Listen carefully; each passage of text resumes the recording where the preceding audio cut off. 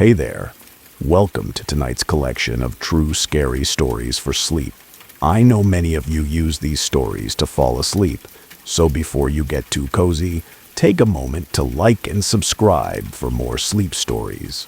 Also, let me know in the comments where you're watching from and what time it is there. Now sit back, dim the lights, get comfortable, and let's begin. Story 1. The auction house on Marlborough Street had the particular smell of old money and older secrets, a combination of leather bindings, furniture polish, and something underneath that Marcus Webb couldn't quite identify. Dust, perhaps, or the accumulated weight of objects that had outlived their original owners and now waited patiently for someone new to claim them. Marcus had been attending estate auctions for 3 years, ever since his divorce had left him with an empty house and a desperate need to fill the silence with something, anything, that felt like it had a history beyond his own failed marriage. He'd developed a taste for the obscure, the overlooked, the items that other buyers passed over in their hunt for obvious treasures. The box sat on a table near the back of the viewing room, small and unremarkable. Cardboard, water-stained on one corner, sealed with yellowed packing tape that suggested it hadn't been opened in decades. The auction catalog listed it simply as Lot 247. Miscellaneous personal effects, contents unknown. No one else seemed interested. Marcus watched as other buyers examined furniture and paintings, jewelry and silverware, all the things that had obvious value and clear provenance. The box sat ignored, and something about that neglect called to him. When Lot 247 came up for bidding, Marcus raised his paddle without really thinking about it. $5, 10, 15. A brief moment of competition from a woman in the back row who dropped out at 20. The auctioneer's gavel came down with a crack that sounded unnaturally loud in the cavernous room. Sold to paddle number 37 for $20. Marcus collected his purchase at the payment desk, signing paperwork that told him nothing about where the box had come from or who had owned it previously. The clerk, a tired-looking woman in her 60s, barely glanced at the item as she processed his credit card. "Estate clearance," she said when Marcus asked about the box's origin. "Old house in Beacon Hill. Owner died 6 months ago. No next of kin. Most of the valuable stuff got picked over by the family lawyers. This was just leftovers from the attic." The box sat on Marcus's passenger seat during the drive home, and he found himself glancing at it more often than the road required. There was something about it now that he'd claimed ownership, something that suggested the $20 he'd paid was either a tremendous bargain or a terrible mistake. At home, he set the box on his kitchen table and stared at it for nearly an hour before working up the courage to open it. The packing tape resisted his utility knife, the adhesive so old it had become brittle and cracked rather than cutting cleanly. When he finally peeled back the flaps, the smell that emerged was overwhelming. Not unpleasant exactly, but intense. Old paper, dried flowers, something metallic like copper pennies left too long in a pocket. Inside were papers, hundreds of them, maybe thousands, all covered in handwriting so small and precise it looked like it had been done with a technical pen under magnification. The pages were different sizes, different colors, different weights of paper, as if they'd been written over many years using whatever materials were available at the time. Marcus pulled out a sheet at random and held it up to the light. The handwriting was extraordinary, each letter perfectly formed. The lines so straight they might have been drawn with a ruler. But it was the content that made his stomach clench. Jennifer Morrison, age 8, disappeared from her elementary school playground in Somerville, Massachusetts, on October 14, 1987. She was wearing a yellow dress with white flowers. Her last words to her best friend Sarah Chen were, "I see something shiny by the fence." Her body was never found. Police investigated 47 suspects. None were charged. Her mother, Linda, still lives at 423 Highland Avenue and leaves the porch light on every night. Marcus set the paper down and pulled out another. Same handwriting, same precise detail, different case. Robert Alvarez, age 34, went missing from his apartment in Cambridge on March 3, 1992. He told his roommate he was going to buy cigarettes. Security footage shows him entering a convenience store at 11:47 p.m. He never came out. The store owner, David Fan, was questioned repeatedly, but claimed to have no memory of seeing Robert that night. The back door of the store was found unlocked the next morning. Robert's wallet was found in a dumpster 3 blocks away, empty except for a photograph of his daughter. Another page, another disappearance, another collection of details that felt too specific, too intimate to be anything but first-hand knowledge. Marcus spent the next 4 hours reading. Every page was the same. A name, an age, a location, circumstances of disappearance, and then details. So many details. What they were wearing, what they said, who they left behind, what the police did or didn't do, where the investigation stalled. Some cases he recognized from news coverage. Most he didn't. The dates spanned decades. The earliest case was from 1954, a child who vanished from a 4th of July celebration in South Boston. The most recent was from 3 months ago, a college student who never made it home from the library. Marcus's hands were shaking by the time he reached the bottom of the box. There had to be at least 500 individual cases documented here. 500 people who had disappeared without explanation. Their stories preserved in this meticulous, obsessive handwriting. At the very bottom of the box, underneath all the loose papers, was a leather-bound journal. The cover was worn smooth by decades of handling, the pages inside filled with the same precise script. But these entries were different. These weren't about other people's disappearances. "My name is Eleanor Ashworth," the first entry began. "I am 63 years old, and I have been documenting disappearances for 41 years. This journal will explain why." Marcus read through the night, unable to stop, barely remembering to turn on lights as darkness fell outside his kitchen windows. Eleanor Ashworth's story unfolded in careful, methodical detail. Each entry dated and timed as if she were afraid of forgetting even the smallest element of her own history. She had been 22 years old, a graduate student at Boston University, when her younger sister Catherine disappeared in 1952. Catherine had been walking home from a friend's house, a route she'd taken hundreds of times. She never arrived. No body was ever found. No suspects were ever identified. The police investigation went cold within 6 months. Eleanor had been unable to accept this, unable to accept that her sister could simply vanish, leaving no trace, no explanation, no closure. She began investigating on her own, talking to witnesses, reviewing police reports, following leads that the authorities had abandoned as dead ends. "I discovered something," she wrote in an entry dated 1956. Something the police either couldn't see or refused to acknowledge. Catherine's disappearance followed a pattern. There were others, so many others, all in the Boston area, all involving people who were walking alone at specific times of day, all leaving no physical evidence behind. Eleanor had dedicated her life to documenting these disappearances. She developed a network of contacts, retired police officers who would share old case files, journalists who remembered stories that never made it to print, family members who were still searching for answers decades later.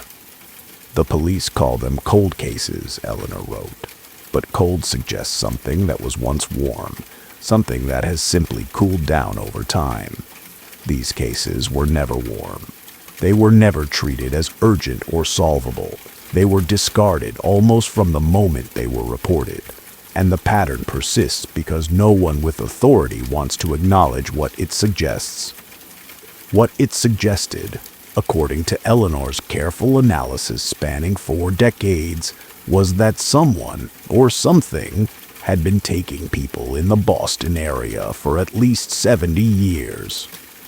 The pattern was subtle enough that no single investigator would notice it across their career, but consistent enough that it became undeniable when viewed over multiple generations. The disappearances clustered around certain locations, specific neighborhoods, particular streets, even individual buildings that seemed to be associated with higher rates of unexplained vanishings. They occurred more frequently during certain times of year, spring and fall, with noticeable drops during summer and winter. They targeted people who were alone, but not isolated, walking in residential neighborhoods rather than deserted areas, going about ordinary business rather than engaging in risky behavior. Whoever or whatever is responsible, Eleanor wrote, they understand that the best way to hide is to take people who won't be immediately missed by large groups. Single adults living alone, latchkey children whose parents work late, elderly people whose social circles have shrunk. They're careful, patient, and they've been operating in plain sight for longer than most people have been alive. The journal entries grew more disturbed as Eleanor aged. In her 50s, she began to notice that she was being followed. Nothing obvious, nothing she could prove, but a persistent sense of observation that never quite went away. I see the same face sometimes, she wrote, in crowds and reflections. Never close enough to get a clear look, but close enough to know they're there. They know I'm documenting them. They know I've figured out the pattern, but they don't seem concerned. Why would they be? I'm just one person. I have no authority, no platform, no way to make anyone listen. The entries became shorter and more cryptic in Eleanor's 60s. She'd stopped trying to report her findings to authorities after being dismissed as a conspiracy theorist one too many times. She'd stopped trying to convince family members after being urged to seek psychiatric help. She'd accepted that her work would outlive her, that the only thing she could do was maintain the record and hope that someday someone would understand its significance. The final entry was dated 3 months ago. I am 71 years old. My health is failing. I have documented 1,247 disappearances in the Boston area over the past 41 years. If you are reading this, I am likely dead. My apartment will be cleared. My possessions will be sold. This box will end up at an estate auction, and with luck, someone curious will purchase it. To whoever finds this, you are in danger now. By reading these words, by learning what I've learned, you've become part of the pattern. They know when someone discovers the truth. They've always known. That's why no one who has seriously investigated these disappearances has lived to publish their findings. I don't expect to live long enough to finish this entry. I can feel them getting closer. Tonight, tomorrow, soon. But I'm not afraid. I've been expecting this for years. I've had time to prepare, time to document everything, time to ensure that even if they silence me, the record will survive. Keep this box safe. Add to it if you can. Document any new disappearances you discover. And most importantly, don't try to publish these findings. Don't try to go to the authorities. Don't try to expose what's happening. They're watching for that. They've stopped others who tried. Just keep the record, preserve the evidence, and pass it on when your time comes. Because it will come. Once you know the pattern, once you've seen the truth, they'll come for you too. It might take days or months or years, but they'll come. I'm sorry to burden you with this knowledge, but someone has to remember the disappeared. Someone has to maintain the record. Someone has to ensure that when the truth finally can be told, there will be evidence to support it. Good luck, and I'm sorry. Marcus set down the journal as dawn light began filtering through his kitchen windows. His coffee had gone cold hours ago. His back ached from sitting in the same position all night. His mind was racing with questions, doubts, the instinctive skepticism of a rational person confronted with something that defied rational explanation. Eleanor Ashworth could have been mentally ill. The disappearances she documented could be unrelated. The pattern she'd identified could be the result of confirmation bias, seeing connections where none existed. The warning about being in danger could be paranoid delusion. But Marcus couldn't shake the feeling that he was being watched. A prickling sensation at the back of his neck that had started sometime during the night and hadn't gone away. The sense that something in his house had changed, that the air had become heavier, more attentive. He checked the locks on his doors and windows, finding them all secure. He looked outside, seeing only his quiet suburban street, empty at this early hour except for a few cars belonging to neighbors who left for work before sunrise. Nothing suspicious. Nothing to justify the growing certainty that Eleanor Ashworth had been telling the truth. That the box he'd purchased for $20 contained evidence of something terrible.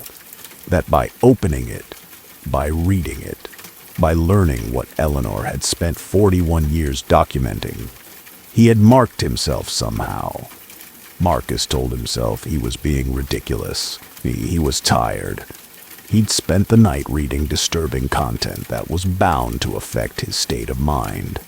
A good day's sleep would restore his normal perspective, would allow him to see Eleanor's work for what it probably was, the tragic product of unresolved grief and decades of obsessive focus. But even as he thought this, even as he tried to convince himself that everything was fine, that he was safe, that Eleanor's warning was just the final delusion of a troubled mind, Marcus couldn't stop himself from gathering all the papers back into the box, from hiding it in the back of his bedroom closet, from checking the locks one more time before finally allowing himself to lie down. He dreamed of faces, hundreds of them, thousands, all the people Eleanor had documented over 41 years of obsessive research. They didn't speak. They didn't accuse. They simply looked at him with expressions of infinite sadness, as if they knew something he had yet to discover. When Marcus woke up, it was late afternoon. The autumn sun was already beginning its descent toward evening. He felt disoriented, his normal sleep schedule disrupted by staying up all night. For a moment, he couldn't remember why he was so tired. Then memory returned, and with it, the box. He retrieved it from his closet, setting it on his kitchen table again. In the daylight, it looked even more innocuous than it had at the auction house. Just a water-stained cardboard box, the kind people used for storing old tax records or college textbooks they couldn't bring themselves to throw away. Marcus booted up his laptop and began cross-referencing the cases Eleanor had documented. It took hours. Many of the older cases weren't in any online database, but the more recent ones were, and what he found made his hands go cold. Every single case he could verify was real. The names, the dates, the circumstances all matched official records. Jennifer Morrison had disappeared from her Somerville Elementary School playground in October 1987, exactly as Eleanor had written. Robert Alvarez had gone missing from his Cambridge apartment in March 1992, with all the details Eleanor had recorded. Case after case checked out. Marcus worked through the afternoon and into the evening, his initial skepticism gradually giving way to something approaching terror. Eleanor Ashworth hadn't been delusional. She'd been documenting something real, something that had been happening in the Boston area for at least 70 years, possibly longer. And if the disappearances were real, if the pattern was real, then maybe the warning was real too. Marcus stood up and walked to his window, looking out at the street. It was fully dark now, the streetlights casting pools of yellow illumination that left deep shadows in between. His neighborhood looked exactly as it always had, quiet and suburban, the kind of place where nothing interesting ever happened, and people liked it that way. But as Marcus watched, he noticed something. A figure standing beneath a streetlight 3 houses down, too far away to see clearly, but definitely there, just standing, not moving, not doing anything that would draw attention, just being there in a way that suggested purpose rather than coincidence. Marcus stepped back from the window, his heart rate accelerating. He was being paranoid. It was just someone walking their dog, or taking an evening stroll, or waiting for a ride. People stood on sidewalks all the time. It didn't mean anything. He forced himself to go back to his laptop, to continue documenting the cases he was verifying. But his attention kept returning to the window, to the figure that was still there, still standing in the same spot, now joined by another figure on the opposite side of the street. By midnight, there were 5 figures visible from Marcus's window, all standing still, all positioned at regular intervals around his house. None of them doing anything that he could point to as suspicious. Just being there, watching. Marcus called the police. The dispatcher was polite but skeptical when he tried to explain that he felt threatened by people who were standing on public sidewalks without making any aggressive moves. "Have they tried to approach you, sir?" she asked. "No." "Have they made any verbal threats?" "No." "Have they attempted to enter your property?" "No, but I can send a patrol car to do a wellness check if you'd like, but unless these individuals are actually doing something illegal, there's not much we can do about people standing on a public sidewalk." The patrol car arrived 20 minutes later. Marcus watched from his window as the officers approached each of the figures. He couldn't hear the conversation, but he could see it was brief. The officers returned to their car, and one of them called Marcus's number. "We spoke to the individuals you were concerned about," the officer said. His voice carried professional patience that suggested he'd dealt with many similar calls from anxious residents. They all gave reasonable explanations for being in the area. One was waiting for a rideshare. 2 were having phone conversations and had stepped outside for privacy. 1 was looking for a lost cat. 1 was just enjoying the evening air. None of them are doing anything illegal, and they all plan to move on shortly. Is there anything else we can help you with?" Marcus thanked them and hung up. Through his window, he watched the patrol car drive away, and he watched as, one by one, the figures returned to their positions, standing exactly where they had been before the police arrived. They knew he couldn't do anything, couldn't prove anything, couldn't get help from authorities who would only see what appeared to be perfectly innocent behavior. The figures weren't breaking any laws. They were just being present, just existing in a way that let Marcus know they were there. Just like they'd let Eleanor Ashworth know they were there in the months before she disappeared.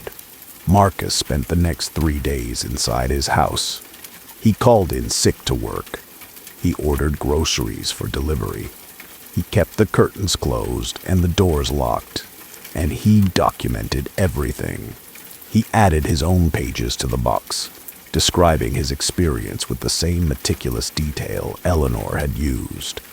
The date he'd purchased the box, the time he'd read Eleanor's warning, the moment he'd first noticed he was being watched. The progression of surveillance, the way more figures appeared each night, the way they never did anything overtly threatening but maintained a presence that was impossible to ignore. On the fourth day, Marcus made a decision. He couldn't keep the box, couldn't continue Eleanor's work. The cost was too high, and he wasn't brave enough to pay it. But he also couldn't destroy it, couldn't erase 41 years of Eleanor's life and the evidence she'd gathered at such personal cost.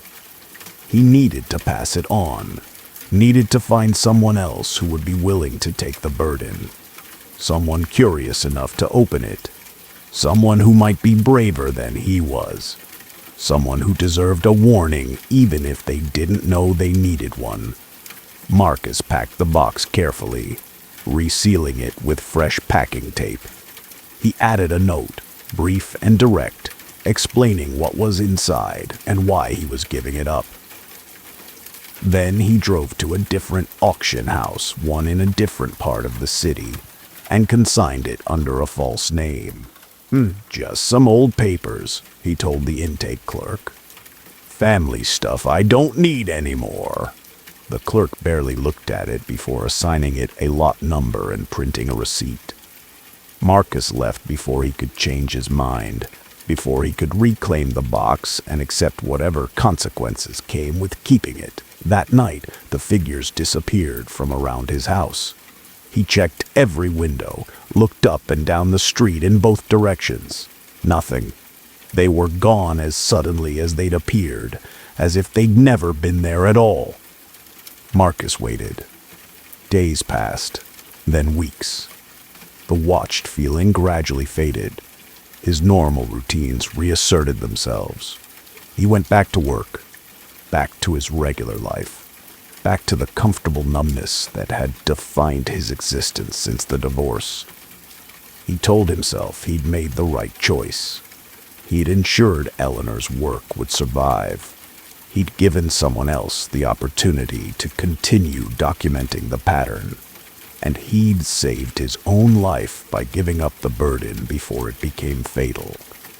But sometimes, late at night, Marcus would wake up with the certainty that he'd failed some kind of test, that Eleanor Ashworth had spent 41 years maintaining the record, knowing it would eventually kill her, and she'd done it anyway, because someone had to. Because the disappeared deserved to be remembered. Because the pattern needed to be documented, even if it could never be stopped, and he'd given up after 4 days.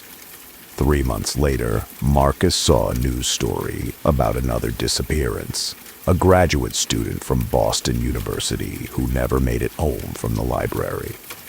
The details were sparse, the police had no suspects, the investigation was already starting to go cold. Marcus recognized the name.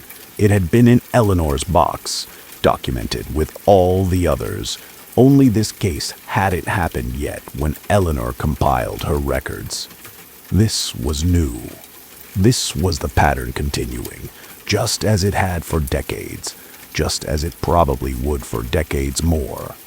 Marcus thought about the box, about whoever had purchased it at auction, about whether they'd opened it yet, about whether they were reading Eleanor's warning and making the same calculations he'd made, about whether they'd be braver than he'd been. He hoped so, because someone had to maintain the record. Someone had to remember the disappeared, and Marcus had proven himself unequal to the task. The guilt of that knowledge would stay with him for the rest of his life, however long that life might be. Story 2. The hospice on Cartwright Road had been converted from a Victorian mansion, and even after extensive renovations to meet modern medical codes, it retained the bones of its original architecture. High ceilings, crown molding, windows that were slightly too large and slightly too narrow, designed for a time when natural light was the only light available. Claire DeVoe had been working as a night nurse there for 7 months, long enough to become comfortable with the rhythms of the place, but not so long that she'd stopped noticing the strangeness that seemed to accumulate in the quiet hours after midnight. The patients at Cartwright House were all in end-stage care. Most had weeks or days remaining. Some, the doctors admitted privately, should have died already, but seemed to be holding on for reasons that had nothing to do with medical science, waiting for something, or perhaps waiting for someone. It was during one of these night shifts that Claire first met the woman in room 12, Mrs. Olivia Thorne, 78 years old, pancreatic cancer, stage 4. The chart said she'd been admitted 3 days ago and was expected to last perhaps a week more, possibly less. The chart said she had no living relatives, no emergency contacts, no visitors. The chart didn't mention that Mrs. Thorne was fully conscious and remarkably articulate for someone who should have been medicated into comfortable semi-awareness. "You're the new night nurse," Mrs. Thorne said when Claire entered to check vitals at 2 a.m. It wasn't a question. Her voice was soft but clear, no trace of the slurring or confusion that usually accompanied this stage of morphine treatment.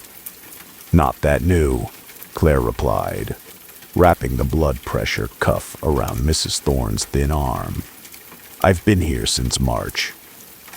"New enough that you haven't learned to avoid me yet?" Claire glanced up, surprised. Mrs. Thorne was watching her with eyes that were far too alert, far too knowing for someone in her condition. "Why would I avoid you?" "Because the others do. I can tell. They come in as rarely as protocol allows. They don't make eye contact. They certainly don't engage in conversation." Mrs. Thorne smiled slightly. "I make them uncomfortable. I'm sure that's not—" "It's perfectly fine," Mrs. Thorne interrupted gently. "I understand. I would make me uncomfortable too if our positions were reversed." Claire finished taking the blood pressure reading and noted it in the chart. Normal, or as normal as could be expected under the circumstances. "Is there anything I can get you? Water? Extra blankets?" "Company," Mrs. Thorne said simply. "Just for a few minutes, if you're not too busy." Claire should have declined. She had 7 other patients to check on, medication to distribute, charts to update. But something about Mrs. Thorne's directness, her lack of self-pity, made Claire pull up the visitor's chair and sit down. "I'm dying," Mrs. Thorne said, as if commenting on the weather. "Obviously.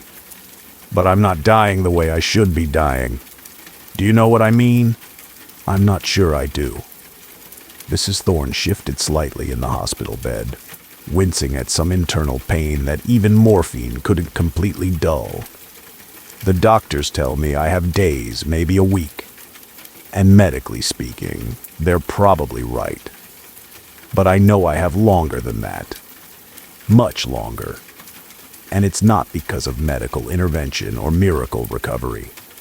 It's because I'm being kept alive by something that wants to watch me suffer." Claire felt uncomfortable now, uncertain whether this was disease-related dementia or something else. "Mrs. Thorne, the morphine can sometimes cause confusion." "I'm not confused. I'm perfectly lucid. And I'm telling you something important if you're willing to listen." There was something in Mrs. Thorne's tone that made Claire lean back in her chair instead of standing up to leave. Some quality of certainty that suggested this wasn't morphine-induced hallucination, but a considered statement of fact. "I'm listening," Claire said. Mrs. Thorne nodded, satisfied. "I was a research librarian for 43 years. Boston Public Library, Special Collections.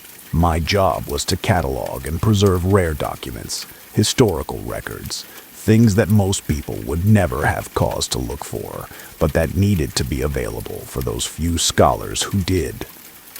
About 10 years ago, we received a donation from an estate. Boxes and boxes of papers from a woman who had lived in Brookline. She died with no heirs, and her property was being liquidated. Most of what she left was standard archival material. Personal correspondence, photographs, property deeds. But there was one box that was different. Mrs. Thorne paused, her breathing becoming slightly labored. Claire started to stand, ready to adjust the oxygen levels, but Mrs. Thorne waved her back down. The box contained journals, 23 of them, covering a period of nearly 50 years. They were written by someone named Elizabeth Crane, and they documented something that should have been brought to the attention of authorities decades ago. What did they document? Murder, Mrs. Thorne said simply. Hundreds of murders over the course of 50 years, all described in meticulous detail. Names, dates, methods, disposal of bodies, everything you'd need to solve dozens of cold cases. Claire felt her stomach turn cold. You reported it, didn't you? Gave the journals to the police? Mrs. Thorne's laugh was bitter and brief. I tried. The police thanked me for my civic duty and sent the journals to their cold case unit. I followed up repeatedly over the next 6 months. Eventually, I was told that the journals had been reviewed by detectives and deemed to be fiction, creative writing by someone with a vivid imagination and too much time on her hands. No physical evidence to support any of the claims. No bodies found where Elizabeth Crane said she'd buried them. Case closed. But you didn't believe that? No, because I'd read those journals cover to cover, and I knew they weren't fiction. The details were too specific, too consistent. Elizabeth Crane wasn't making things up. She was confessing, and no one wanted to listen. Mrs. Thorne shifted again, her face tightening with pain before relaxing as another dose of medication hit her system through the IV drip. I couldn't let it go. I started researching the cases Elizabeth had documented, cross-referencing them with missing person reports, unsolved disappearances, cold cases that had been filed away and forgotten, and I found matches. So many matches. People who had vanished exactly when and where Elizabeth claimed to have killed them. But there was a problem, a significant problem. Elizabeth Crane was born in 1847 and died in 1934. She would have been in her 80s when she wrote about murders that occurred in the 1920s. She would have been well over 100 by the time of the deaths she documented in the 1940s and 50s. The journals couldn't possibly be authentic because the timeline didn't make sense. So maybe the police were right, Claire suggested. Maybe someone else wrote them, using Elizabeth Crane's name. That's what I thought at first. So I had the journals analyzed. Paper dating, ink composition, handwriting comparison with verified samples of Elizabeth Crane's writing from library records. Everything came back consistent. The journals were written by Elizabeth Crane, using materials and methods that matched the time periods she claimed to be writing in. Impossible, but true. Mrs. Thorne closed her eyes for a moment, gathering strength. I kept investigating, spent my evenings and weekends tracking down every case I could verify, and I discovered something that terrified me. The murders didn't stop when Elizabeth Crane died in 1934. They continued, using the same methods, targeting the same types of victims, following the same patterns. Someone, or something, had been killing people in the Boston area for over 100 years.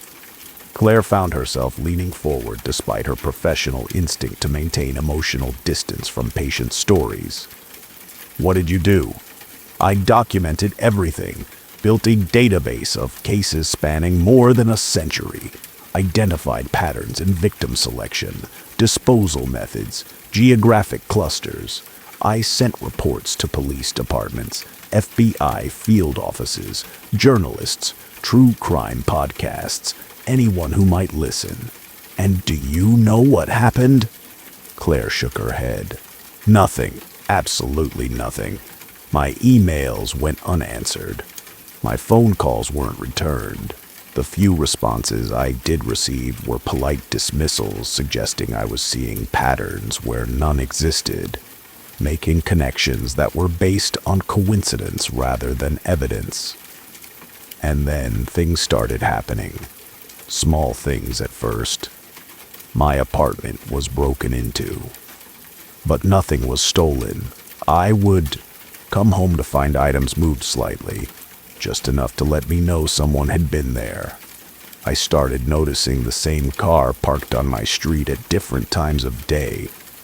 The same face in crowds, always just far enough away that I couldn't get a clear look, but close enough to know I was being watched. The message was clear. Stop investigating or face consequences. But I couldn't stop. People were dying. People continued to die every year, and no one with authority was willing to acknowledge the pattern or do anything about it. Mrs. Thorne opened her eyes and looked directly at Claire. That was 6 years ago. 6 years of investigating, documenting, trying to convince someone, anyone, to take this seriously. And 3 months ago, I was diagnosed with pancreatic cancer. Stage 4. It had already metastasized by the time they found it. Inoperable. Terminal. That's terrible, Claire said quietly. I'm so sorry. Don't be. I've made my peace with dying. What bothers me is knowing that the investigation dies with me. That all the evidence I've gathered, all the connections I've documented, will be lost. That whoever or whatever has been killing people for over a century will continue to kill, and no one will stop them because no one believes they exist. Mrs. Thorne reached for something on her bedside table, a flash drive on a keychain. Her movements were weak and Claire had to help her retrieve it. Everything I've found is on here. Elizabeth Crane's journals, digitally scanned, my database of cases, my analysis of patterns and connections, correspondence with authorities who refuse to investigate, all of it preserved in one place. She held the drive out to Claire, who hesitated before taking it. I'm giving this to you because you're one of the few people in this place who still sees patients as human beings rather than just bodies waiting to die. You listen. You care. And maybe, just maybe, you'll be brave enough to do what I couldn't. What's that? Find someone who will believe you. Find someone with the authority and resources to investigate properly. Or at the very least, keep the record alive. Add to it if you discover new cases. And pass it on before you die. Because you will die if you take this seriously. They'll make sure of that. Claire looked down at the flash drive in her palm. It was small and ordinary, the kind of thing people used to transfer photos or backup documents. It seemed impossible that something so mundane could contain evidence of serial murders spanning more than a century. You think I'll die if I investigate this? I think the cancer that's killing me appeared 3 months after I sent my most recent batch of evidence to federal authorities. I think that's not a coincidence. I think whoever is behind these murders has resources and reach that go far beyond what you'd expect from a conventional serial killer. And I think they eliminate threats systematically and efficiently, in ways that look like natural causes or accidents or simple bad luck. Mrs. Thorne's eyes were beginning to droop now, the medication finally pulling her toward sleep despite the urgency of what she was trying to communicate. You don't have to do anything with it, she murmured. Just keep it safe. Just keep the record alive. Someone has to remember the dead. Someone has to maintain the evidence, even if no one ever believes it, even if it costs everything. She drifted off, her breathing becoming slow and regular. Claire sat there for another few minutes, the flash drive warm in her palm, wondering what she'd just agreed to. The next morning, Claire called in sick. She went home, locked her doors, and plugged the flash drive into her laptop. What she found there kept her reading for 12 straight hours. Mrs. Thorne hadn't been exaggerating. The evidence was overwhelming. Elizabeth Crane's journals documented murders in explicit detail, describing not just the acts themselves, but the reasoning behind them, the selection of victims, the methods used to avoid detection. "I have lived for 134 years, one entry began, and in that time I have killed 217 people. I am writing this confession not because I feel guilt, I don't, but because someone should know. Someone should understand what I am and what I've done, even if that knowledge can never be used to stop me." The entries that followed were clinical in their precision. Elizabeth described herself as having been born in 1847 to a family of means in Boston. She'd grown up in an era when women were expected to marry young and devote themselves to domestic pursuits. But Elizabeth had been different, curious, intelligent, unwilling to accept the limitations society placed on her gender. "I wanted to study medicine," she wrote, "but Harvard refused to admit women. I wanted to pursue scientific research, but no institution would employ me. I wanted to understand the mechanisms of life and death, but society told me my role was to create life, not to study it. So I found another way to satisfy my curiosity." She'd begun killing in her early 20s, not out of rage or sexual compulsion, or the usual motives attributed to serial killers, but out of pure scientific interest.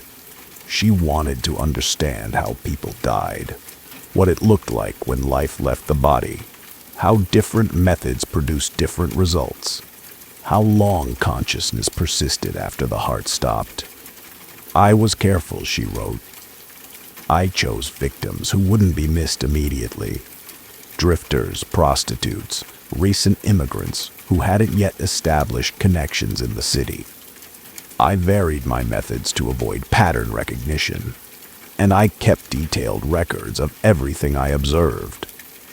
But this wasn't what had shocked Claire the most. What shocked her was what came next. "In my 43rd year," Elizabeth wrote, "I discovered I had stopped aging. I thought at first it was vanity, wishful thinking that I appeared younger than my chronological age would suggest.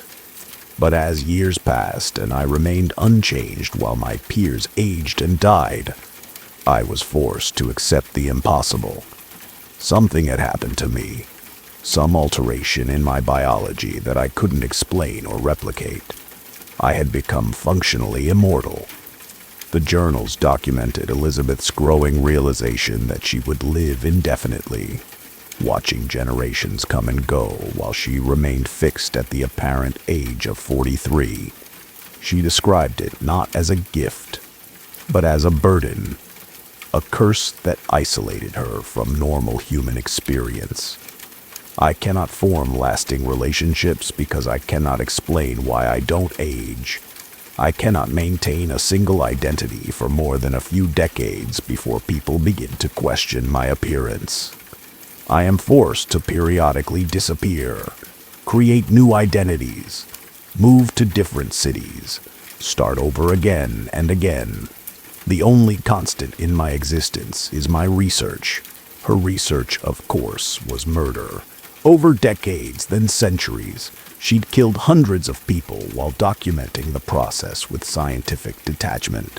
She'd refined her methods, learned to avoid detection even as forensic science advanced, adapted to changing times while maintaining her core purpose, understanding death through the systematic creation of it. Claire read through case after case, each one documented with the same meticulous detail: names, ages, occupations, methods of killing, observations about the dying process, notes on disposal of bodies. It was exhaustive and exhausting, a chronicle of evil disguised as research. But it was Mrs. Thorne's analysis that truly frightened Claire. Because Mrs. Thorne had done something Elizabeth Crane had never intended. She'd looked for patterns not just in the killings themselves, but in the killer's longevity. Elizabeth Crane couldn't have been the only one, Mrs. Thorne wrote in her notes. If she developed this form of immortality, others must have as well. Possibly many others. And if they share her compulsions, her need to kill as a form of research or entertainment or simple habit, then we're not looking at one serial killer spanning more than a century. We're looking at multiple serial killers, all functionally immortal, all operating with impunity because no one believes someone could kill consistently for longer than a single human lifetime. Mrs. Thorne had identified 3 other patterns in the Boston area alone. 3 other sets of murders spanning multiple decades, each following methods consistent enough to suggest a single perpetrator, but spread out over timelines that made that impossible unless the perpetrator wasn't bound by normal human aging.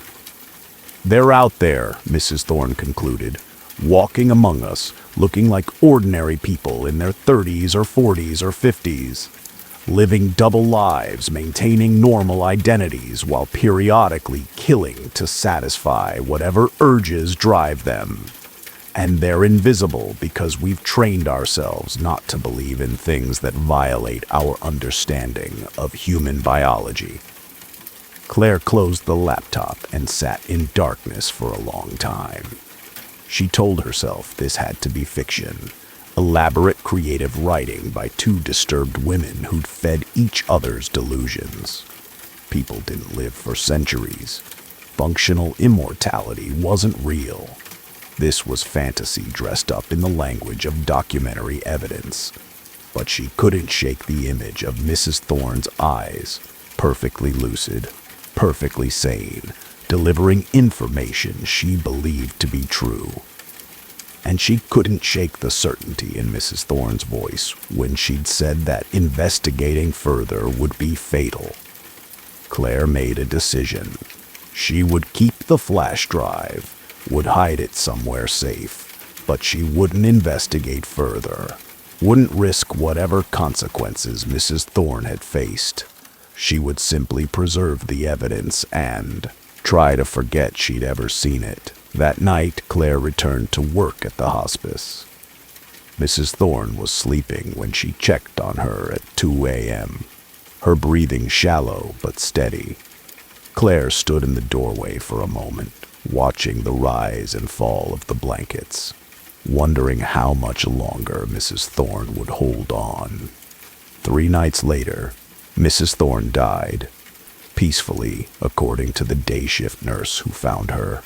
She'd simply stopped breathing sometime between midnight and dawn, slipping away without apparent distress.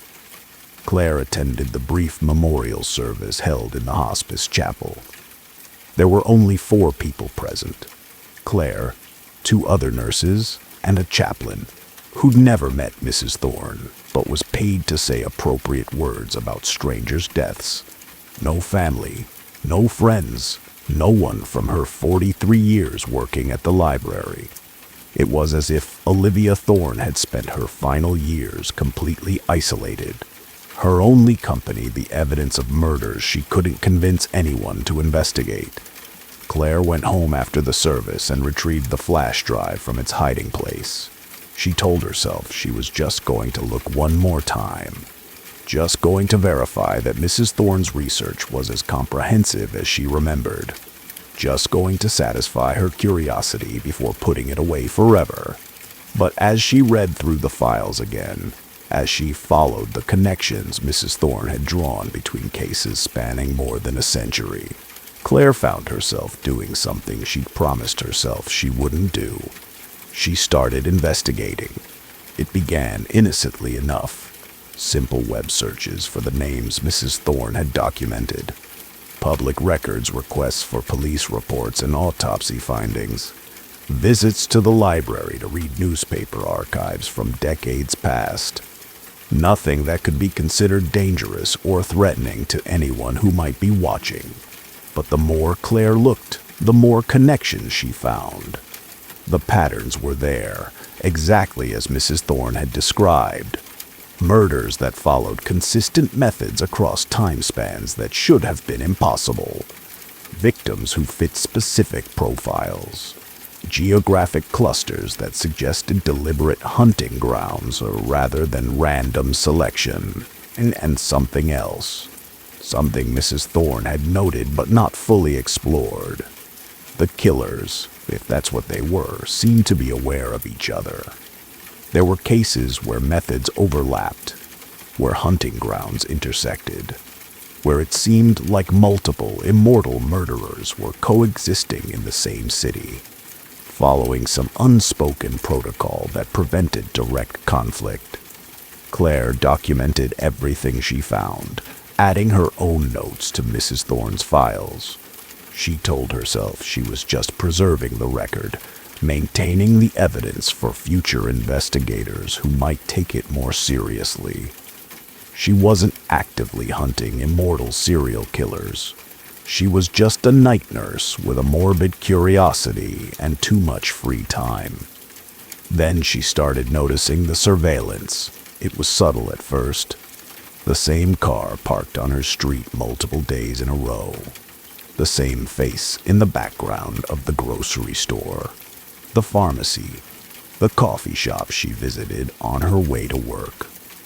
Always just far enough away that she couldn't get a clear look, but close enough to let her know she was being watched. Just like Mrs. Thorne had described. Claire told herself she was being paranoid. Told herself that reading about surveillance had made her hypersensitive to normal coincidences. Told herself that the stress of working night shifts and conducting amateur investigations was affecting her judgment. But the surveillance continued, intensified. She would come home to find her apartment door unlocked even though she was certain she'd locked it. Items would be moved slightly. Her laptop would be warm even though she'd shut it down before leaving. Small signs that someone had been there, looking through her things, making sure she knew they were watching. Claire made copies of the flash drive, hid them in different locations, sent one to a friend with instructions to open it only if Claire died under suspicious circumstances. She stopped investigating actively, but she didn't delete the files or destroy the evidence. And she waited. Mrs. Thorne had said the cancer appeared 3 months after her last contact with authorities. For Claire, it was 7 months after she'd received the flash drive. She was getting routine blood work done for her annual physical when the doctor called with results that made her world tilt sideways. "We found some abnormalities in your liver function tests," the doctor said carefully. "I'd like you to come in for additional imaging. It's probably nothing, but we should investigate further." The imaging revealed tumors, multiple tumors, throughout her liver, her pancreas, her lungs, stage 4 cancer that had somehow appeared and metastasized without any warning symptoms, without any genetic predisposition, without any environmental factors that would explain such aggressive growth. Just like Mrs. Thorne, Claire sat in the oncologist's office and listened to words like terminal and palliative care, and weeks, not months. She nodded at appropriate moments, asked questions about pain management and hospice services, accepted pamphlets about support groups and advanced directives. And all the while, she was thinking about Mrs. Thorne's warning, about evidence that died with investigators, about patterns that persisted because no one would believe they existed. She was thinking about immortal murderers who had the resources to eliminate threats with methods that looked like tragic natural disease. Who could induce cancer in people who got too close to the truth?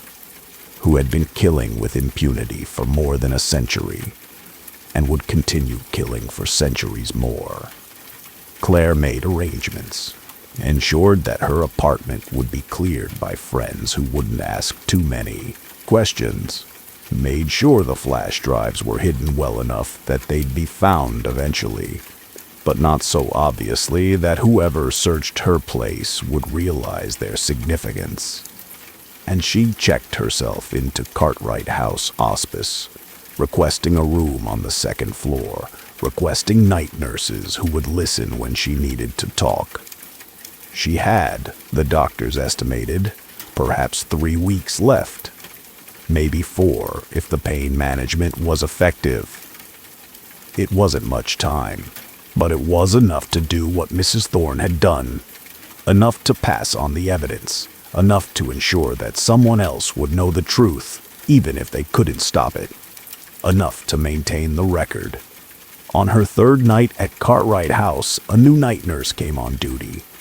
Young, compassionate, the kind of person who still saw patients as human beings rather than just bodies waiting to die. Her name was Sarah Chen, and when she came to check vitals at 2 a.m., Claire smiled and said, "You're the new night nurse." Sarah nodded, wrapping the blood pressure cuff around Claire's thin arm. "Not that new," she replied. "I've been here since March."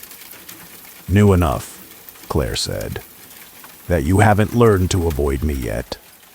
She would tell Sarah everything, would give her the flash drives, would warn her about what would happen if she investigated too deeply, would pass on the burden that Mrs. Thorne had passed to her, because someone had to maintain the record. Someone had to remember the dead, even if it cost everything. The pattern would continue. The evidence would be preserved, and maybe someday someone would be brave enough to do what none of them could. Stop the killers who couldn't die. Story 3. The Murphy house sat at the end of Sycamore Drive, a 2-story colonial with white siding and black shutters that had started to peel around the edges. It was the kind of house that appeared in realtor listings with phrases like charming fixer-upper and price to move, which in real estate speak meant the previous owners had fled rather than dealt with whatever was wrong with it. Tom and Jessica Reeves bought it for $40,000 below market value. They were young, optimistic, and armed with home improvement shows and YouTube tutorials. The inspection had revealed nothing more alarming than old wiring and a roof that would need replacing in 5 to 7 years. Standard issues for a house built in 1978. What the inspection hadn't revealed was why the Murphy family had left so suddenly, why they'd abandoned furniture in several rooms, why they'd broken their lease rather than stay another month, why Mrs. Murphy had been found walking along Route 7 at 3 in the morning in her nightgown, sobbing incoherently about voices in the walls. Tom and Jessica learned about this 3 weeks after moving in from a neighbor who'd lived on Sycamore Drive for 30 years and remembered 5 different families occupying the house over the past 2 decades. "None of them stay long," Mrs. Kimura said, handing over a casserole that was ostensibly a welcome gift, but felt more like a peace offering. The longest was the Hendersons. They made it almost 18 months. The Murphys only lasted 4. "What's wrong with the house?" Jessica asked, though she already suspected the answer. Every house that changed hands this frequently had a reputation.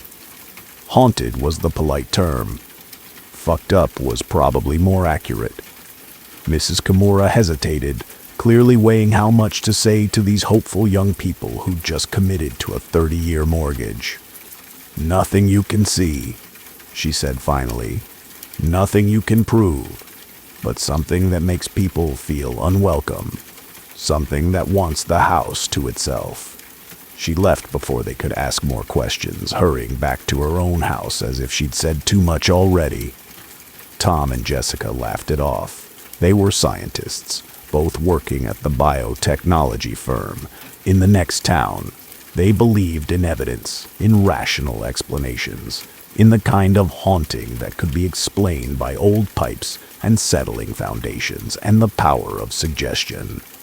They believed right up until the night Tom woke up at 3:17 a.m. to find every door in the house standing open. He'd locked the front door before bed. He knew he had. He remembered the specific click of the deadbolt sliding home. And yet, when he went downstairs to investigate the strange feeling that had woken him, he found the front door wide open, cool October air spilling into the entryway. The back door, too. The basement door. The door to the garage. Every door in the house, interior and exterior, standing open as if inviting something to enter or permitting something to leave. Tom closed them all. Checked the locks. Found no signs of forced entry. Woke Jessica and explained what had happened.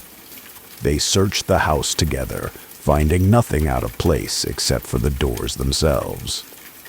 Maybe we didn't lock them properly, Jessica suggested, though her voice lacked conviction. All of them? Tom asked. Including the interior doors? Including the basement door that sticks and needs to be forced closed. They didn't have a better explanation. They checked the locks again, wedged chairs under door handles, and went back to bed, though neither of them slept well. The next morning, they called a locksmith. Had every lock in the house examined and replaced. The locksmith found nothing wrong with the old hardware but installed new deadbolts anyway, shaking his head when Tom asked if houses could unlock themselves. Anything can malfunction, the locksmith said diplomatically. But 14 separate locks failing simultaneously, that's not a mechanical issue. That's something else. He didn't specify what that something else might be. Didn't need to. They all knew what houses like this were supposed to be. The doors stayed locked for 3 nights. Tom and Jessica began to relax, convinced that new hardware had solved whatever problem had existed. They went back to their normal routines, their home improvement projects, their plans for turning this fixer-upper into a place they could raise children. On the 4th night, Tom woke at 3:17 a.m. to find every door open again. And this time, there was something else. Something that made his blood turn cold and his rational scientist's brain struggle to find explanation. Every door was open, but more than that, every door was arranged in a specific pattern. The front door opened exactly 90 degrees to the wall. The back door the same. Every interior door positioned at precise angles that suggested deliberate arrangement rather than random occurrence. And in the center of the living room, the furniture had been rearranged into a circle, not scattered or upended, but carefully, almost ritualistically positioned with the sofa, 2 armchairs, and the coffee table, forming a perfect geometric pattern. Jessica came down the stairs and stopped halfway, staring at the scene before her. "What the fuck?" she whispered. They searched the house again, found no evidence of intruders, no broken windows, no disturbed locks, no signs that anyone had been inside except for the undeniable fact that furniture weighing hundreds of pounds had been moved while they slept. "We need to leave," Jessica said. "Right now. We need to pack a bag and get out of this house." "And go where?" Tom asked. "We just bought this place. We put our entire savings into the down payment. We can't just abandon it because of some weird prank." "This isn't a prank, Tom. You know that. This is what happened to the Murphy family. This is what happens to everyone who tries to live here. The house doesn't want us." Houses don't want things. Houses are structures made of wood and drywall. They don't have desires. Then explain this. Jessica gestured at the rearranged furniture, at the pattern of open doors. Explain how this happened without anyone breaking in. Explain why it happened at exactly 3:17 a.m. just like last time. Tom couldn't explain it, but he also couldn't accept what the evidence suggested, that something impossible was happening in their house, that Mrs. Kimura's warnings had been literal rather than superstitious neighbor gossip. They compromised. They would install security cameras, would document everything, would gather evidence that would either prove a rational explanation or force them to accept that something genuinely inexplicable was occurring. The cameras went up the next day. 8 of them, covering every entrance and the major rooms of the house.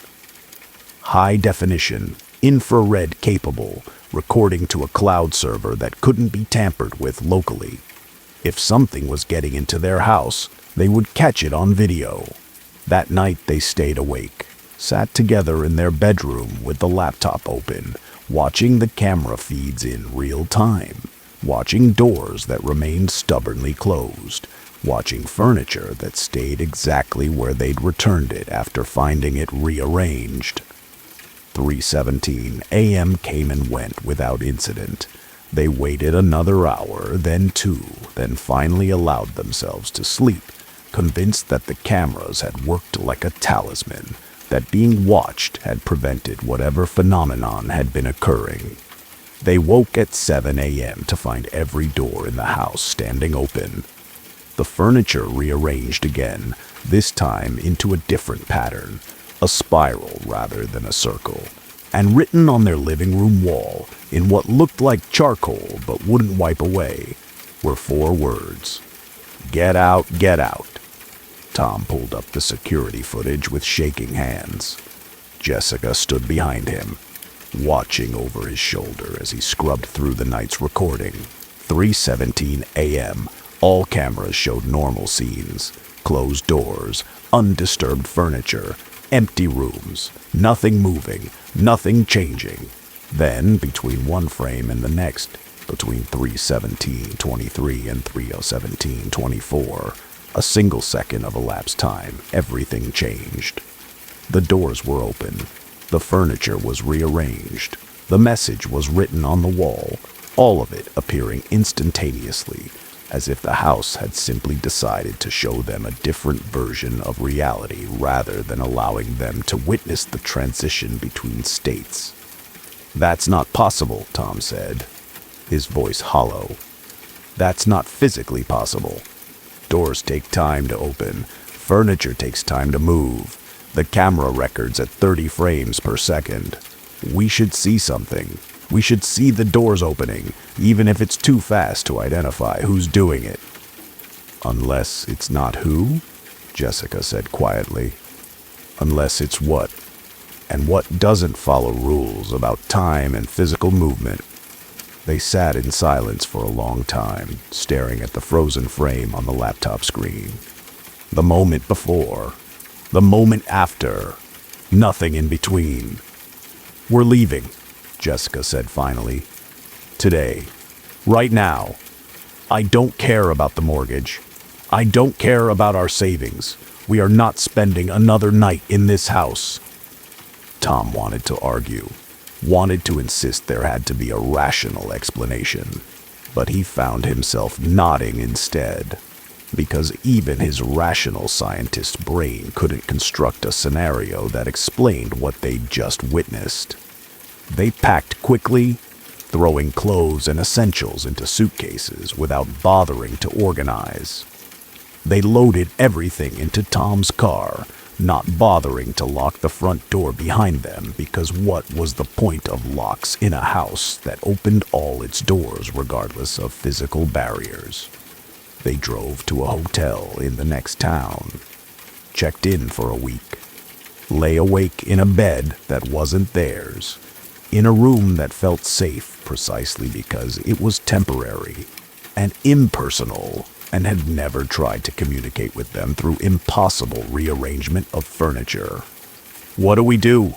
Jessica asked the ceiling. "We can't just abandon the house.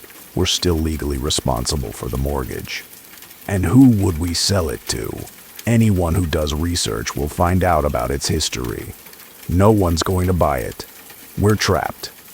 Maybe we can find someone who knows about these things," Tom suggested. "Paranormal investigators or whatever. Someone who deals with haunted houses."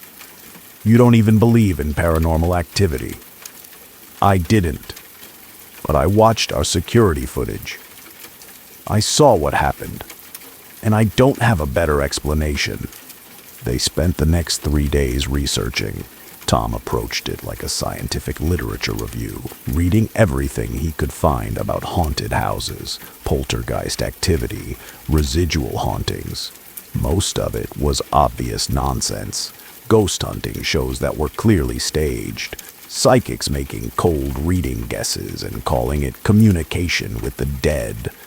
New Age practitioners selling crystals and sage as if plant materials could banish malevolent entities. But buried among the bullshit were a few sources that seemed more credible. Academic researchers who studied reported hauntings with scientific methodology. Psychiatrists who specialized in distinguishing between mental illness and genuine anomalous experience. And one name that kept appearing in forums and research papers: Dr. Margaret Chen, a physicist turned paranormal investigator who'd spent 30 years studying houses that exhibited impossible behavior. Tom found her contact information and sent a detailed email describing their experience. He included the security footage, the timestamps, the pattern of events. He expected either no response or a polite dismissal. Instead, Dr. Chen called him within 2 hours. "Your house is documented," she said without preamble. "I've been tracking it for 15 years. You're the 7th family to contact me about that specific property." "7th?" Tom said, putting the call on speaker so Jessica could hear. "The neighbor said 5 families before us." The neighbor knows about the families who officially moved in. She doesn't know about the ones who fled before signing paperwork, or the ones who died there before the current wave of quick turnovers started. Tom and Jessica exchanged glances. "Died?" In 1987, a family named Morrison owned the house. Parents and 2 children. The children disappeared first. Found walking along the highway 3 days later, unable or unwilling to explain where they'd been. They were placed in foster care when Child Protective Services investigated the home. The parents died in a house fire a week later. Official cause was electrical malfunction, but the fire investigators' notes mentioned several impossible elements. The fire started simultaneously in multiple rooms. It burned through steel support beams, and the parents' bodies were found arranged in a circle in the living room, positioned in a way that suggested they'd been placed there before the fire started. Jessica made a sound that might have been a whimper. Tom found his hand reaching for hers, needing the physical contact to ground himself in reality. "Since then," Dr. Chen continued, "the house has been occupied by at least 15 different families that I know of. None stay longer than 2 years. Most leave within 6 months. The pattern you described, doors opening at 3:17 a.m., furniture rearranged, messages written on walls. That's consistent with what every family reports." "What is it?" Tom asked. "What's in that house?" "I don't know," Dr. Chen admitted. "I've investigated personally 3 times. Set up equipment, monitored overnight, documented anomalies, but I've never been able to determine what causes them or what purpose they serve. The house wants people out. That much is clear. But why, and what happens if they don't leave, that's less clear." The Morrison family didn't leave, Jessica said quietly. And they died, yes. Though I should note that most families who leave quickly suffer no lasting harm beyond psychological distress. The house seems content to scare people away. Violence appears to be reserved for those who resist evacuation. So we should stay gone, Tom said. Just walk away from the mortgage and let the bank repossess it. That's one option, though I should warn you that families who abandon the house without officially divesting themselves of ownership sometimes report continued phenomena. Doors opening in their new homes, furniture rearranging. It's as if the house follows them until they complete the separation. Tom felt sick. So what do we do? You have two choices. Walk away completely, sell the house, transfer the deed, make sure you have no legal or financial connection to the property. Or you go back and try to understand what's happening. Try to communicate with whatever intelligence is causing these phenomena. Try to find out what it wants and whether you can give it something that will make it stop. Communicate with it, Jessica said. How? It just writes "get out" on our wall. It's not exactly offering dialogue. Maybe not in words, but behavior is a form of communication. The timing is specific, always 3:17 a.m. The rearrangement follows patterns, circles, spirals, geometric shapes. These suggest intention, intelligence, possibly even symbolic meaning. If you're willing to engage with the phenomenon rather than flee from it, you might learn something. Tom and Jessica talked for hours after ending the call with Dr. Chen. They were scientists. Their entire professional lives were built around investigation, experimentation, the methodical pursuit of understanding. Running away from an unexplained phenomenon felt contrary to their nature, but staying meant risk. Meant accepting that they'd be entering into some kind of communication with an intelligence they didn't understand. Meant potentially ending up like the Morrison family, arranged in a circle while the house burned around them. What if we treat it like an experiment? Tom suggested. We go back. We set up more cameras. We try to establish communication protocols. We see if we can figure out what it wants. And if, at any point, it becomes dangerous, if we feel genuinely threatened, we leave immediately and don't look back. Jessica wanted to say no. Every survival instinct she possessed was screaming at her to cut their losses and run. But there was another part of her, the part that had chosen to become a scientist, that was intensely curious about what they'd witnessed, about how something could rearrange an entire house in the span of a single frame of video, about what intelligence was capable of manipulating physical reality in ways that seemed to violate fundamental laws of physics.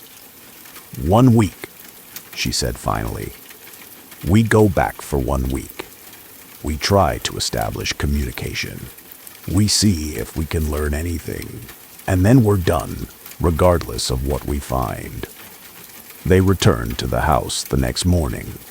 Everything was exactly as they'd left it. Doors standing open, furniture arranged in its impossible spiral pattern, the message on the wall that wouldn't wipe away. Tom set up additional cameras, not just to record what happened, but to create a way of communicating. He positioned them so they could be seen from any point in the house. He set up a laptop in the living room connected to speakers so they could play audio messages throughout the building. That night, they waited. 3:17 a.m. approached with agonizing slowness. They sat together on the sofa, holding hands, watching the seconds tick down on their phones. 3:16:45, 3:16:52, 3:17. Nothing happened. 3:17:23, 3:17:24. Every door slammed closed simultaneously. The furniture slid across the floor with a sound like thunder. New words appeared on the wall, written in that same charcoal-like substance. Why are you still here? Tom stood up on shaking legs and walked to the camera that had the clearest view of the living room. He looked directly into it. We want to understand, he said to the empty room, to the cameras, to whatever intelligence was listening. We want to know what you are and what you want. We're not here to hurt you or banish you or take your home away. We just want to communicate. For a long moment, nothing happened. Then slowly, letter by letter, as if being written by an invisible hand, new words appeared on the wall. This is not your home. We know, Jessica said, standing up to join Tom. But it's not clear whose home it is. We bought it legally. We have every right to be here, unless you can explain why we shouldn't be. More writing. You cannot see what lives here. Then help us see, Tom said. Show us what we're missing. Make us understand. The temperature in the room dropped suddenly, precipitously. Their breath became visible in the air. The lights flickered once, twice, then stabilized. And then Tom saw it, not with his eyes exactly. More like his perception shifted, like he'd been looking at an optical illusion that suddenly resolved into its hidden image. The living room wasn't empty. It had never been empty. There were figures there, dozens of them, hundreds maybe, all occupying the same space, all existing in layers that his normal vision couldn't perceive. They were people, or had been people, men, women, children, all dressed in clothes from different eras, all moving through their routines as if the house was still as it had been in their time. A woman from the 1950s hanging laundry, a child from the 1890s playing with a wooden toy, a man from the 1970s reading a newspaper, all of them oblivious to each other, all of them trapped in their own isolated moment, endlessly repeating the same actions they'd performed when they were alive. Oh God, Jessica whispered. She was seeing it too. Tom could tell by the way her grip on his hand had become painfully tight, by the way her eyes had gone wide with a mixture of horror and fascination. What are they? Tom asked the room. More writing appeared. What happens when death happens wrong? The figures continued their eternal routines, unaware of Tom and Jessica's presence, unaware of anything beyond their own endless loops. But there was something else moving among them, something that wasn't human, wasn't trapped in repetition, a darkness that moved with purpose, that seemed to herd the trapped figures, keeping them contained, preventing them from breaking out of their patterns. Are you that? Tom asked, pointing at the darkness. Are you what's keeping them here? The writing came faster now. I am what remains when a place refuses to forget. You're protecting them? I am protecting the house from them, protecting the living from the dead. If they break free of their patterns, they will spread. They will infect other places. They will turn the world into what this house is. Tom and Jessica stared at the writing, trying to process what they were being told. The house wasn't haunted in any traditional sense. It was quarantined. The entity that opened doors and rearranged furniture wasn't malevolent. It was a jailer, keeping contained something far worse than itself.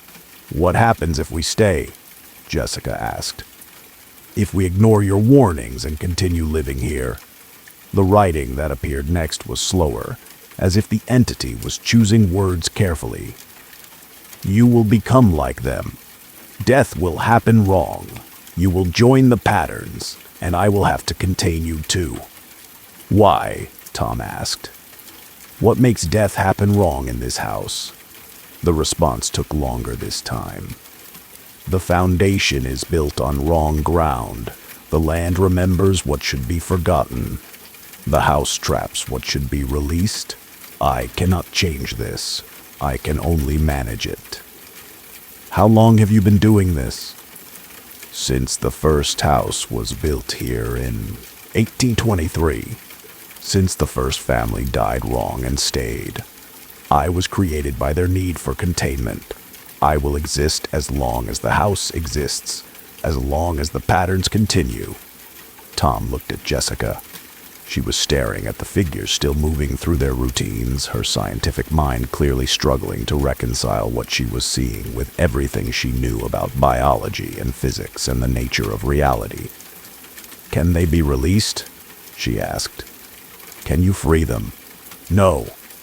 Their patterns are too strong, too established. They have been repeating for decades, for centuries. They no longer remember who they were. They only know the loop." "What about new people?" Tom asked. "What about us? If we left now, would we be safe?" "Yes. You have not been here long enough. Your patterns are not established. Leave before they are. And future owners, what happens to them?" "The same thing that happens to all who stay. I warn them. They leave or they join the patterns. I have been doing this for 200 years. I will do it for 200 more. Tom felt a profound sadness settle over him. This entity, this intelligence born from the need to contain wrongness, was doing a necessary job, preventing something terrible from spreading beyond this single house. And it had been doing it alone for centuries, unable to explain itself to anyone who would understand, forced to simply drive people away through fear and unnatural phenomena. "Is there anything we can do to help you?" Jessica asked quietly. The writing came slowly. "Sell the house. Make sure it is never demolished. The patterns must remain contained. The foundation must not be disturbed." "We'll do that," Tom said. "We'll make sure the house stays standing. We'll include it in the deed somehow. Make it a condition of sale." "Thank you. Now go. Your patterns are beginning. I can see the edges of them. Go before they set." Tom and Jessica didn't need to be told twice. They grabbed their already packed suitcases and left the house within minutes. They didn't look back, didn't stop to lock doors that would open themselves anyway. They sold the house at a loss to a real estate investor who specialized in properties with histories. They included a clause in the deed prohibiting demolition, citing historical preservation as the reason. They never spoke publicly about what they'd seen, knowing they'd be dismissed as attention seekers or liars. But sometimes, late at night, Tom would think about the figures trapped in their patterns, about the entity that had guarded them for 2 centuries, about the wrongness that had seeped into land and wood and foundation, creating a space where death didn't work properly and the dead couldn't leave. And he would be grateful they'd gotten out when they did, before their patterns set, before they joined the eternal repetition of moments that should have ended but never could. The house still stands on Sycamore Drive, still changes hands every few months or years, still drives families away with doors that open and furniture that rearranges and messages written on walls. And in the rooms that living eyes can barely perceive, the figures continue their routines. The woman hangs laundry that never dries. The child plays with toys that never break. The man reads newspapers that always report the same news. And the darkness moves among them, patient and eternal, keeping the patterns contained, keeping death from happening wrong anywhere else. Story 4. The thing about missing time is that you don't notice it while it's happening. You only realize afterward when you try to reconstruct events and discover that the chronology doesn't work. When you look at your watch and see that 3 hours have passed, but you can only account for 20 minutes. For Ryan Castellano, it started on a Tuesday in September during his evening commute from Boston to his apartment in Somerville. Same route he'd taken every workday for 3 years. Same landmarks he passed without really seeing them anymore. Same traffic patterns that made the drive predictable, if not fast. He left his office in the financial district at 5:47 p.m., according to the timestamp on his building's security footage. His GPS showed he arrived home at 9:23 p.m. A drive that should have taken 45 minutes had somehow consumed 3.5 hours. And Ryan had no memory of where that time had gone. He knew he'd gotten in his car. He remembered pulling out of the parking garage. He had vague recollections of driving through the city, merging onto I-93, following the familiar route home. And then he was parking in front of his apartment building with no clear memory of the intervening hours. His first thought was medical.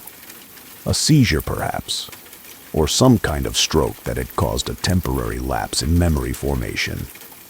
He scheduled an appointment with his doctor, underwent neurological tests, brain scans, blood work to check for signs of disorder or disease. Everything came back normal.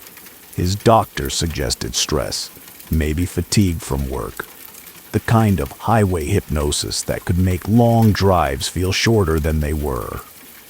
But 3 hours shorter? 3 hours that left no trace in his memory at all. Ryan might have accepted the medical explanation if it had only happened once. But it kept happening. The next week, another commute that should have taken 45 minutes took 2 hours. The week after, 3.5 hours again. Always on Tuesdays. Always on the drive home. Always leaving the same gap in his memory that he couldn't explain or account for. He started documenting everything. Took photographs of his odometer before and after each drive, noting that he was traveling the exact distance the route required, not the extra miles that hours of driving should have added. He checked his car's diagnostic computer for any sign that time was passing differently than his memory suggested, but the timestamps matched. Hours were being lost, but apparently in stationary locations rather than additional driving. Ryan told himself he should be terrified. People didn't just lose 3 hours of their lives every week without explanation. But the strange thing was, he felt fine. Better than fine, actually. On the mornings after these missing time incidents, he woke up more rested than he had in years. His chronic anxiety was gone. His work performance improved. It was as if whatever was happening during those lost hours was somehow beneficial despite being completely inexplicable. He mentioned it to his girlfriend Danielle during one of their weekly video calls. She lived in Portland, and they'd been doing long distance for 6 months. "Maybe you should see a psychiatrist," she suggested gently. "Not because I think you're crazy, but because this sounds like it could be dissociative.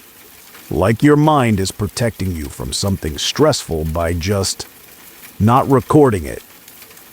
But I feel great after these episodes. Don't dissociative states usually form around trauma? Why would I dissociate from something that makes me feel better?"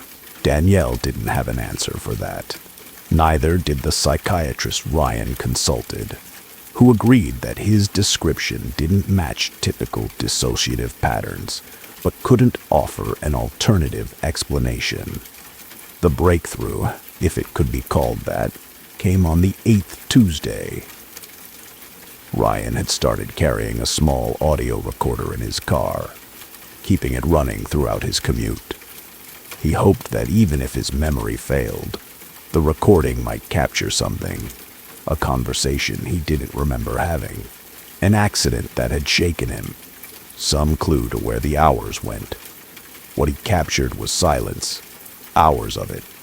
Just the sound of his car engine idling, occasional distant traffic sounds, but no indication of where he was or what he was doing. Except at one point, 47 minutes into the recording, there was a sound, not loud but distinct, A voice that wasn't his own, speaking words he couldn't quite make out even after listening to the segment dozens of times with headphones in a quiet room. Ryan took the recording to an audio engineer friend who worked in forensics, helping police enhance recordings from crime scenes. "This is weird," his friend Marcus said after working with the file for an hour. "The voice is there, but it's like it exists at a frequency that human ears aren't really designed to process. Let me run it through some filters." The enhanced version was clearer, still not entirely comprehensible, but enough that Ryan could make out individual words. Necessary procedure, adjustment to timeline, no permanent harm. Will not remember clearly, but will benefit from... The voice cut off mid-sentence. The rest of the recording was just engine sounds and silence. "What the hell is that?" Marcus asked, staring at his computer screen. "Who's in your car with you?" "No one.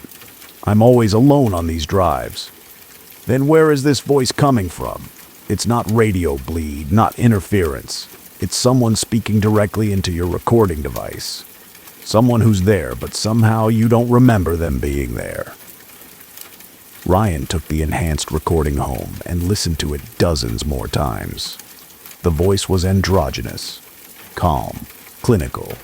It spoke about timelines and procedures and benefits in the tone of someone explaining a routine medical treatment. He started researching missing time incidents, found himself in online forums dedicated to people who'd experienced similar phenomena. Most of them were clearly UFO enthusiasts, convinced they'd been abducted by aliens and subjected to experiments. Their stories were wild, detailed, involving beings with large eyes and spacecraft and probes. But scattered among the obvious fantasists were a few accounts that sounded disturbingly similar to Ryan's experience. Missing time during ordinary activities. No memory of where they'd been. Feelings of improved well-being afterward. And voices on recordings that spoke about procedures and adjustments. One forum user, someone going by the name Seeker of Truth 2019, had posted extensively about their experiences over the past year. They described missing time episodes happening with increasing frequency, always during routine activities like commuting or shopping or walking in parks. "They're not aliens," the user wrote. "I don't know what they are, but they're not from another planet. They're from somewhere else, some other layer of reality that exists parallel to ours. And they're doing something to us during these episodes.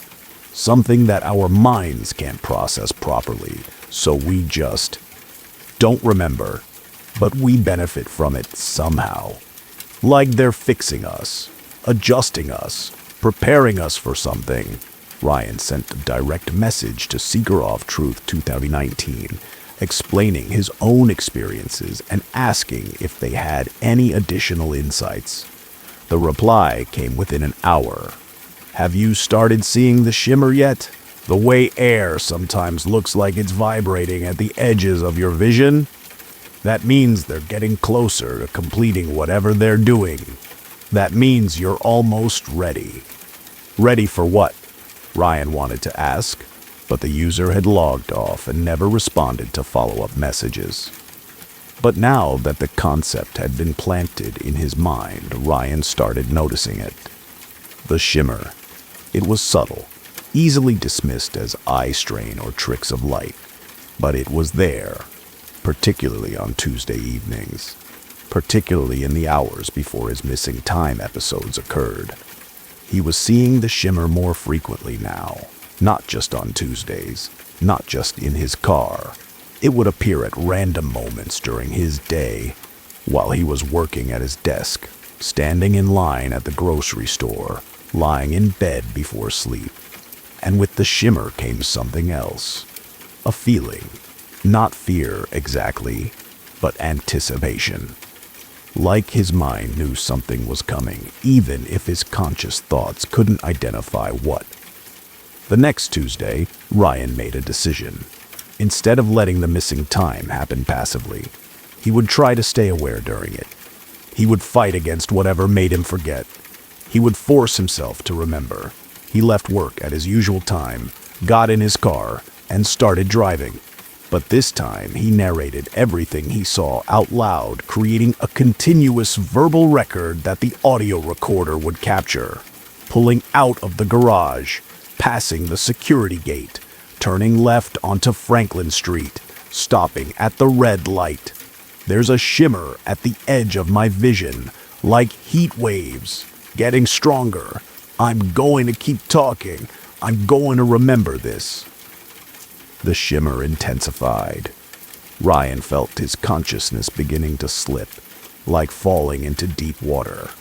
But he kept talking, kept describing everything around him, anchoring himself to reality through words. The air is vibrating.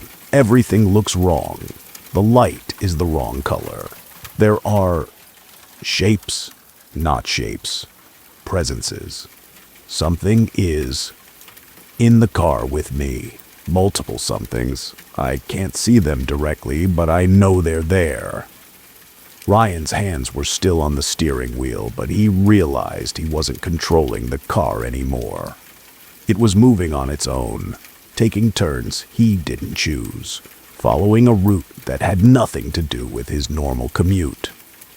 We're going somewhere else. Not a different location, a different layer. The buildings looked the same, but also wrong. Like someone made copies of them but didn't get the details right. Everything is too smooth, too perfect. There are no people on the streets, no other cars, just me and whatever is controlling my car. The presences became more defined, still not visible in any conventional sense, but he could feel their attention on him, could sense them making adjustments to something he couldn't see or understand. Working on him, inside him, changing things that had no names in human language. They're doing something to my timeline, Ryan heard himself say, though he didn't know where the words came from. Moving me slightly out of sync with normal time, creating a pocket where they can work without being observed by anyone else. This is why I lose hours. This is why no one ever reports seeing me during these episodes. I'm not missing. I'm just existing in a different layer of now.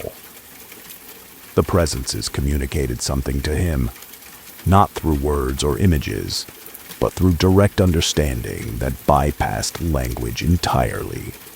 They'd been doing this for months, taking him out of normal time for brief periods, making adjustments to his biology, his consciousness, his relationship with causality itself. They were preparing him, but for what? You're getting me ready to perceive other layers, Ryan said, speaking the understanding as it formed. You're adjusting my consciousness so I can exist in multiple timelines simultaneously, so I can see possibilities, so I can help guide events toward better outcomes. The presences confirmed this, not with affirmation, but with the same direct understanding. Ryan was being trained as an observer, someone who could stand outside normal time and see the branching paths of potential futures. Someone who could identify which choices would lead to better or worse outcomes for humanity. How many of us are there? Ryan asked. How many people are you preparing? The answer flooded into his mind. Thousands. All over the world, all being adjusted during missing time episodes, all being prepared to help navigate the challenges that were coming. What challenges? But the presences didn't answer that. Or perhaps they did, and Ryan's mind wasn't ready to process the information. He felt consciousness beginning to slip again, felt himself being returned to normal time, normal perception, normal existence. I won't remember this clearly, he said, feeling the certainty of it. You're going to make me forget most of it. But why? Why prepare us if we Don't remember the preparation. The final understanding came as his consciousness faded. Remembering would make the adjustment impossible. The human mind couldn't hold awareness of multiple timelines simultaneously while also existing in normal time. They would need to work unconsciously until the preparation was complete, until they were fully ready to perceive the layers, until the shimmer became solid and the other realities became as real as this one. Ryan woke up in his car, parked in front of his apartment building. His phone showed 9:18 p.m. 3.5 hours unaccounted for. He felt different somehow, more aware. The world around him seemed to have additional depth that he couldn't quite focus on, but knew was there. And the shimmer was everywhere now, not just at the edges of his vision, but coating everything. The buildings, the street, the sky, all of it vibrating with possibilities, with alternate versions of now that existed just out of reach of normal perception. Ryan went inside, made dinner, went through his normal evening routine. He checked the audio recording from his drive and found exactly what he expected. His voice narrating everything for a while, then silence for hours, then the sound of him arriving home. He'd been right. They made him forget, but not completely. He retained a sense of what had happened, even if the specific details were gone. He understood now why he felt better after these episodes, why his anxiety had vanished and his performance had improved. He was being optimized, upgraded, prepared for a role he didn't fully understand but would eventually need to fulfill. The question was whether this was happening to him specifically, or whether he was just one small part of something much larger. And if it was larger, if thousands of people worldwide were being similarly prepared, what exactly were they all being prepared for? Ryan logged onto the forum again and found dozens of new posts from people describing experiences similar to his own. Missing time, feelings of improvement, shimmer at the edges of vision, a growing sense that reality was more complex than they'd been taught to perceive. And underneath all the posts, a new thread from someone claiming to have completed the preparation, claiming to now exist simultaneously in multiple timelines, claiming to see the branching paths of possible futures with perfect clarity. It's beautiful and terrible, the post read. I can see where we're going. I can see the choices that matter and the ones that don't. I can see the timeline where humanity survives and flourishes, and the timelines where we don't. And I can see that we're approaching a decision point, a moment where the wrong choice will foreclose all the good possibilities and leave us with only catastrophe. The people like me, like you if you're reading this and experiencing the preparation, we're being positioned at key decision points. We're being given the ability to perceive which path leads forward and which leads to extinction. We're becoming humanity's immune system against choosing wrong. But we won't remember being trained. We won't know consciously that we're doing this. We'll just have strong intuitions about certain choices, inexplicable certainty about paths that should be taken or avoided. And most people will ignore those intuitions because they'll have no rational basis. So I'm writing this while I still have one foot in normal time, while I can still remember that I was prepared. Soon I'll cross over completely and forget that I ever knew this explicitly. But maybe someone else in the early stages will read this and understand. Will remember when their intuitions become loud and insistent. Will trust the shimmer when it guides them. Ryan read the post 3 times, feeling the truth of it resonate somewhere deep in his mind. He was being prepared for something critical, something that would require him to make choices or guide others toward making them. And he would do this without consciously knowing he was doing it. The missing time wasn't a mystery to solve. It was a process to surrender to. He looked out his apartment window at the city stretching toward the harbor. Everything shimmered now. Every building existed in multiple states simultaneously. Every person walking the streets carried the weight of thousands of possible futures. And Ryan understood, with a clarity that bypassed rational thought, that he was seeing what most people couldn't. He was perceiving the layers. The preparation was working. Soon he would forget this conscious understanding, would lose the explicit knowledge of what was being done to him and why. But the ability would remain. The capacity to exist in multiple timelines, to perceive the branches, to make choices that honored the best possible futures. He would become a guardian of causality without knowing that's what he was. And somewhere in other cities and other countries, thousands of other people were undergoing the same preparation, were losing the same chunks of time, were gaining the same abilities without consciously understanding them. They were being positioned at key moments in the coming years, at decision points that would determine whether humanity navigated successfully through whatever challenges were approaching or failed, and fell into timelines of catastrophe. Ryan closed his laptop and sat in darkness, watching the shimmer coat everything with possibility. The missing time would continue. The preparation would complete. And when it did, he would forget he'd ever written this note to himself. Trust the shimmer. When it becomes solid, when the layers become real, remember that you were prepared for this.